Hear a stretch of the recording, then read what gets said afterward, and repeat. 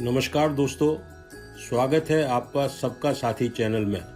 मित्रों, वैदिक धर्म या हिंदू धर्म में ऐसी अनेक रीतियां या संस्कार हैं जिनका हम आज भी दैनिक जीवन में अनुसरण करते हैं, ये जाने बिना कि इस चीज़ का क्या महत्व है और ऐसा करने के पीछे क्या कारण है। प्राय यह देखा गया है कि किसी भी कार्य को प्रारंभ करते समय अनायास ही हमारे मुंह से श्री गणेश निकल जाता है। जी हाँ, श्री गणेश यानी शुभ मुहूर्त। तो आज हम जानेंगे कि श्री गणेश का महत्व क्या है।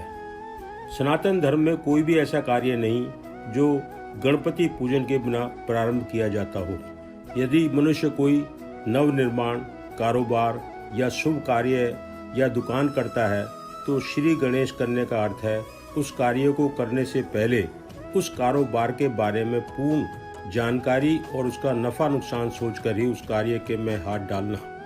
गणेश जी का सिर हाथी का है। इसका तात्पर्य है कि हाथी ही एकमात्र ऐसा जीव है जो बहुत गहराई से सोचता है, और इतना ही नहीं, जब वह चलता है तो अपनी सूंड से फूंक मार मार कर कदम रखता है। इससे अभिप्राय है कि रास्ते में एक चींटी के समान भी अड़चन न आने पाए, अर्थात ऐसी छोटी सी दिक्कत भी देखने में जो चींटी के समान लगे परंतु बाद में आपकी अक्ल को, दिमाग को खराब कर दे, जिसके नुकसान से आप सर पटक पटक कर अपना नुकसान कर बैठे। हाथी का विशाल मस्तक इस बात का प्रमाण है कि जब हाथी किसी विपत्ति में होता है तो वह धैर्य रखकर उससे उबरने की कोशिश करता है और अपनी बुद्धि द्वारा उसे हल कर लेता है। ऐसे में आप भी जब कोई काम करें तो हाथी की भांति पहले पूर्ण विचार करके एक एक कदम फूंक फूंक कर रखें, अर्थात पूरे ध्यान से रखें और ऐसा रखें कि पीछे न मुड़ना पड़े।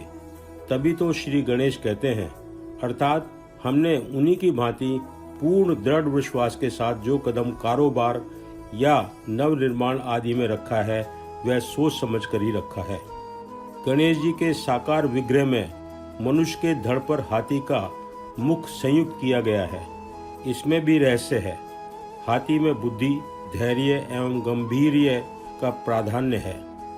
गणेश जी का हाथी का सिर उनके इन्हीं गुणों को प्रदर्शित करता है। हाथी के नेत्रों की भी अपनी महिमा है। हाथी के नेत्र का निर्माण संसार के सभी प्राणियों के नेत्रों से विपरीत है। हाथी के नेत्र छोटी वस्तु को भी बड़ी देखते हैं। अपने कार्य में विघ्न न चाहने वाले व्यक्ति को भी अपना दृष्टिकोण हाथी की भांति दूसरों को अपने से बड़ा देखने वाला बनाना चाहिए। जब मनुष्य दूसरों को अपने सामने तुच्छ समझकर उनका अपमान करता है तो दूसरे लोग अपने सम्मान की रक्षा के लिए उसे हृदय से सहयोग नहीं देते। इसलिए दूसरों को अपने से बड़ा देखने की शिक्षा एकमात्र हाथी के नेत्रों से ही मिलती है। हाथी की तरह बड़े कानों का अर्थ है कि हमें सब कुछ धैर्य और गंभीरता से सुनना चाहिए। गणेश जी का लंबोदर अर्थात लंबा मोटा पेट हमें सबकी भली बुरी बातों को सुनकर अपने पेट में रखने की शिक्षा देता है।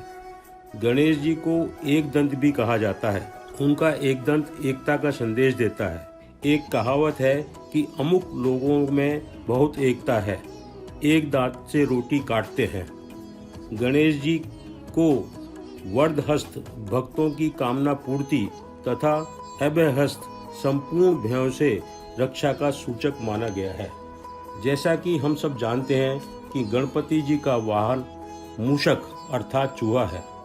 गणपति बुद्धि के देवता हैं और चूहा तर्क का प्रतीक, इसलिए बुद्धि सदैव तर्क पर सवार रहती है। मूषक का एक अन्य अर्थ है चोरी करने वाला। मनुष्य के भीतर जो चोरी आदि पाप की वृत्तियां हैं उनका प्रतीक है मूषक। गणेश जी उस मूषक पर चढ़ते हैं, अर्थात उस पर चरण प्रहार करके उसे दबाए रहते हैं। गणेश जी के चिंतन और स्मरण से भीतर के दुर्गंध दब जाते हैं। गणेश जी को गजमुख भी कहा जाता है, जिसका अर्थ है आठों दिशाओं की ओर मुख रखने वाले। गणेश जी आठों पैर की ओर आठों दिशाओं की खबर रखते हैं, इसलिए उन्हें गजमुख कहा जाता है। इसलिए इनकी पूजा किए बिना किसी भी मांगलिक कार्य का प्रारंभ नहीं किया जाता है। पौराणिक शास्त्रों के अनुसार श्री गणेश की पूजा अर्चना से अर्थ, विद्या, सिद्धि, विवेक, यश, प्रसिद्धि की उपलब्धि सहज ही प्राप्त हो जाती है। इनको विघ्न विनाशक और धन कुबेर भी कहा जाता है। यही कारण है कि प्रत्येक नए कार्य का प्रारंभ करने से पूर्व हम गणेश पूजा करते हैं।